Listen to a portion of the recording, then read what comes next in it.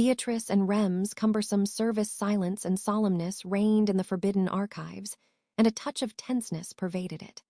The person watching over the place was this girl sitting on the stepladder, quieting her breathing as she swallowed her saliva.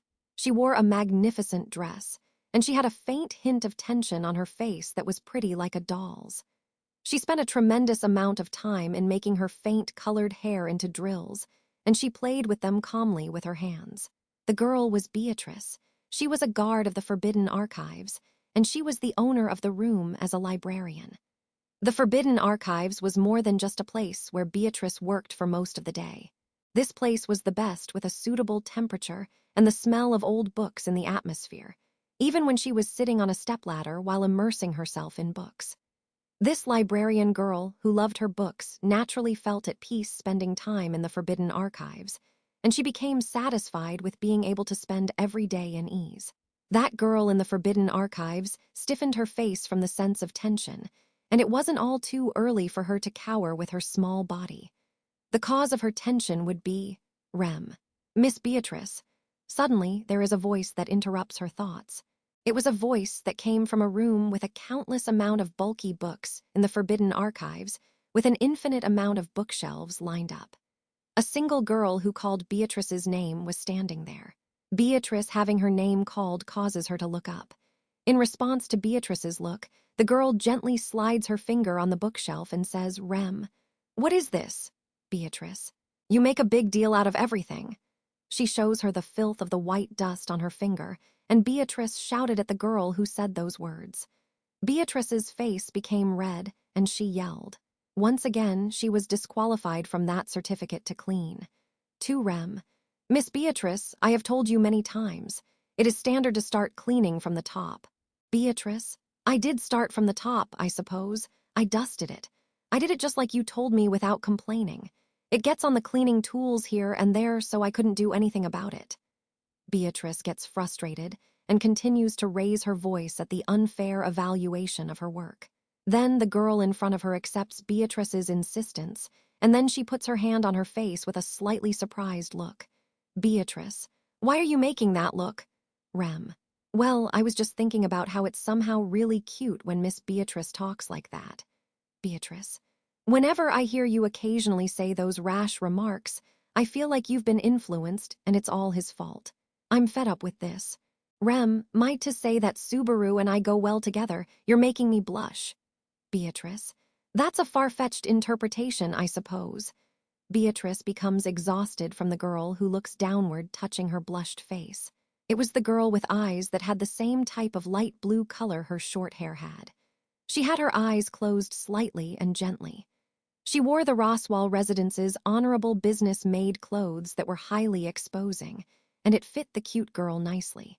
She was a maid of the mansion, the younger sister of the twins, and she had a hypocritical type of courtesy. It was Rem. Rem, "Nevertheless, when it's this spacious, there's a lot of cleaning to do after all." Rem replaces her embarrassment from before, and a maid's duty fills her eyes as she looks around the Forbidden Archives. Just like that girl said, cleaning the Forbidden Archives with an enormous number of books was not a simple task. Not to mention, that task was even more difficult when it was assigned to the short librarian. Rem, "Miss Beatrice, maybe it is difficult for you to do it by yourself here after all." Beatrice, "Young sister, I let you in occasionally like this only out of consideration for your usual work. It's also just a duty of checking on the progress of the cleaning, I suppose." Rem, "Stubborn, aren't you?" Beatrice, "You're like your sister when you say that." She says that she's similar to Ram, and Rem made a happy look after having a bit of a surprised face. That expression was different than what she was aiming for, so Beatrice gives a tired sigh again. It was the cleaning of the Forbidden Archives, and Rem's periodic supervising that came along with it. It started as a result of the incident that happened a few days ago, and it was a trivial secret kept between the two of them. That being said, it wasn't really a big deal, although Rem did point out about how the management of the archives was very unacceptable, as someone who was fussy with her excessive seriousness. Anyhow, progress couldn't be made with the cleaning of the archives because of the lag from Beatrice's lack of motivation. Rem dropping her shoulders as she thought about the lack of effect her periodic supervising had was also a given. Rem. Miss Beatrice, there's actually something serious I need to talk to you about. Beatrice. Something you need to talk to me about? She failed her cleaning inspection, and Beatrice raises her eyebrows, making a look that said, "Tonight, I am done for." Rem. Yes, I have a request unrelated to cleaning. Beatrice. I'll have you know that I have no intentions to become friends with you guys, I suppose. These last few days were out of sudden impulse or something. Rem. But it's a request that I can only ask of Beatrice. It's very important. Beatrice. Well, if it's something only I can do, then you can say what you have to say, I suppose. The situation gets dealt with, and Beatrice's mood starts to somewhat recover. Rem nods at Beatrice, and then she pointed towards the mansion's entrance. A door was there.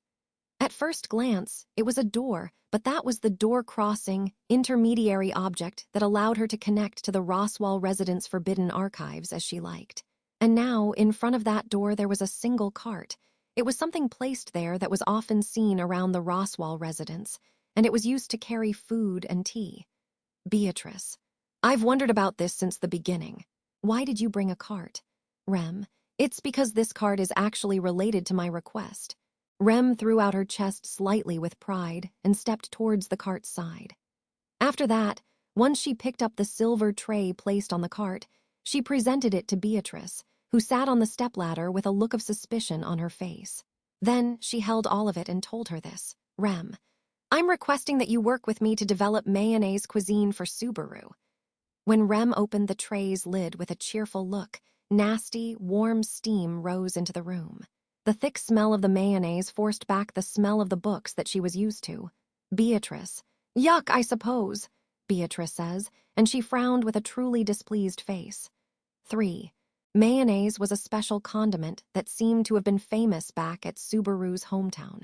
It was Subaru's favorite, and ever since that flavor was reproduced in the mansion, they always paid careful attention for the stockpiles of it. Of course, Rem used that mayonnaise and wanted to contribute to Subaru. But Rem, that's not all I have to ask. Rem wanting to devote herself to Subaru was already a normal thing, so there wasn't really any deep reason behind her wanting to do something for him. However, there was a chance for something to start with this type of motivation that even made her get Beatrice involved. That was, Rem, Sister, and Lady Amelia actually treated Subaru to mayonnaise cuisine the other day. They put in their usual gratitude, and they kept it a secret from me. Beatrice. Rem, no, well, I'm fine with it. I know that Subaru is lovely, and it's lovely seeing Sister and Lady Amelia going as far as to cook to show their thanks. But I am just slightly disappointed that I wasn't there. Beatrice. Rem. Because I'm thankful for Subaru too. So I realize that I have to try my best too so that I don't lose to Sister and Lady Amelia. Beatrice. That doesn't explain why you came to me. Beatrice shouts at Rem, the girl who intruded the forbidden archives and brought a cart. Rem puzzles at that rage. She really was wondering if her explanation was insufficient or if she caused a misunderstanding. Rem, Miss Beatrice, please calm down. My explanation wasn't good enough. To put it in a way that doesn't cause any misunderstandings, I want to do Subaru a service. Beatrice, you said that nobody else could accept this request, and yet it's become even more indecent, I suppose. Rem made a fist in front of her chest as she said, Let's do this, being full of motivation. That attitude causes Beatrice to look up at the ceiling as if she was grieving. Rem pushed the cart even closer to her and says, Rem, I already see the path to a new meal. Next, I just have to allot the mayonnaise. If I can just arrange that perfectly, then I can show it to even Subaru. Beatrice, what are you telling me to do with you doing all that? Rem, yes, Miss Beatrice will taste the, see, don't you and Subaru like mayonnaise? It seems like your guys' tastes are close too, that's unfair. Beatrice, I don't care, I suppose. That's a false accusation. Don't just get jealous at whatever you want, I suppose. Beatrice claims her innocence at Rem, who had a light in her eyes that looked just a little dangerous. Then Rem returns to herself with a I can't do that, and after clearing her throat with an ahum, she says, Rem. Anyways, Subaru and Miss Beatrice have similar tastes. Thus, if I make a dish that you like, then Subaru will like it too. Beatrice, I get what you're trying to say. I guess it's fine to ignore your rash remark of you saying that him and I like similar things, but that's as far as my kindness goes. Rem. Miss Beatrice. Beatrice folds her short arms and turns her face away as if brushing off Rem's proposal. She curves her lips, fully expressing her intent to refuse her proposal. In response to Beatrice's firm declaration of her intent, Rem dropped her shoulders, thinking it can't be helped, and Rem, yes, open wide. Beatrice, gulp, I suppose. Who? Damn it. She scoops up the cooking, holds out the spoon, and Beatrice becomes shocked as she ate it involuntarily. However, her surprise lasted only for a moment. She immediately changes to an entranced expression and says, Beatrice, you put it in my mouth, I suppose, but it doesn't taste bad. Not bad. Rem, that really makes me happy.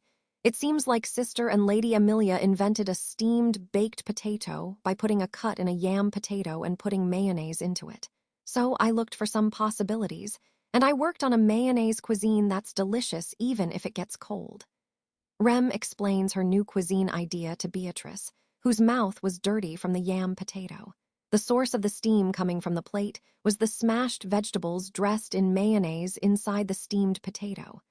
Furthermore, cutting up the fresh vegetables and putting them inside caused it to take in a new flavor. Rem, there are fitting and unfitting vegetables in there, but with this Miss Beatrice and Lady Amelia will eat it, even when you don't like vegetables, and Subaru should like it too. Beatrice, I don't like how it's a byproduct of the objective to please that guy, but it didn't taste bad, I suppose. I'll praise you and say that it matched my tastes enough. Rem, thank you. Rem did a curtsy with a complete smile on her face, while holding the tray in one hand in response to Beatrice's praise. She makes sure of her look of satisfaction, and Beatrice reached her hand out wanting another bite. However, she gets stopped quickly because of Rem's hand. Beatrice. She quickly reaches out her hand. She quickly gets stopped. She reaches out. She gets stopped. She reaches out. She gets stopped. Beatrice, why are you interrupting me? Stop giving yourself airs. Rem, no, I'm not giving myself airs. It's just that it would be a problem for you to eat this dish's mayonnaise cuisine. Beatrice, I don't understand, I suppose. Would it be wasteful or something because there isn't enough? Rem, no, it's the opposite. Rem steps to the back silently in front of Beatrice, who squinted with displeasure. Then, she points, and what awaited Beatrice was the countless number of dishes on top of the cart that had been remaining there. If all of those were dishes waiting to be tasted by Beatrice, then, Rem, I told you, I want to make the best dish that matches Subaru's tastes. Hence, I wanted Miss Beatrice to cooperate with me little by little. Beatrice, little by little, you said little by little, you really are perverse. Rem, yes, open wide. Beatrice, I suppose, it's delicious. Don't mess with me, I suppose. Rem changes the little amount of mayonnaise and tries to figure out the best taste. She wasn't just paying attention to the mayonnaise, but the salt and vinegar that made up the mayonnaise too. No matter how much time they had, it wasn't enough. The path of cooking was a very deep one. Rem, there's still another dish ready. There's no time to rest. Let's both do our best just like Sister and Lady Amelia did. Beatrice, wait, in the end, this is just me doing my. Rem, don't just try the hot ones, but the cold ones too, please. Please taste it thoroughly. Beatrice, gulp, I suppose. Rem had a bad habit of starting to only see the things in front of her, while Beatrice had a personality of being helpful with this and that. Those things bit each other like devils, and a tragedy was born. Then on another day, Beatrice's troubles paid off and the new cuisine was offered to Subaru. Subaru, potato salad, this is potato salad. Rem, you came up with this, huh? Rem, yes, I put in my devoted spirit. I won't mind it if you praise me. Subaru, thank you, I'm really happy.